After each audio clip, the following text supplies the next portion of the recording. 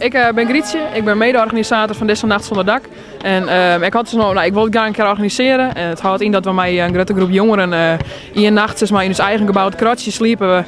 We hier op het terrein van Boekpas sliepen we een nacht in ons eigen dozen. En doe best? Ik ben Teun, ik ben een jongerenwerker hier in de gemeente. En ik help Grietje om het te organiseren. Ze kwam bij me, ze weer enthousiast. Ik zei, dat gaan we opzetten. Dus vandaar, lekker in de eigen dozen sliepen. Heerlijk.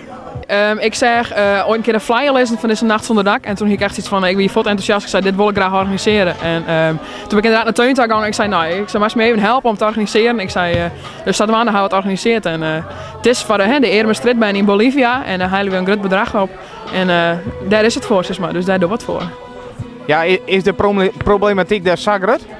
Ja, de meeste mensen die leven daar zo dit je stiert en nog iets minder. De bijen die krijgen haast geen voeding, geen onderdak, geen kleren. En daar willen we graag wat verdwaan. En als dit het is, dan doen we dat. Vielen wat zij vielen. We hebben de jongeren bereiken via social media, het meeste wat het meeste nou in de jeugd terugkomt, zeg maar. En de ene de andere oormelding kwam sowieso vanuit eigen gemeente en een hulp vanuit Oren gemeente en vanuit Oren Dwarpen. En iedereen had fanatiek ons sponsoring geweest en we hebben in totaal €2058 ophellen. Dat is net niks. Dat is een heel mooi bedrag, lijkt het me. Ja, het is boven verwachting. Ja. En, maar het ging als een speer. Sommigen die via Twitter ze wat mensen bereikt en die naar de oren die begon te sponsoren. Dus rang geweldig. Mensen hadden wel wat vroeger.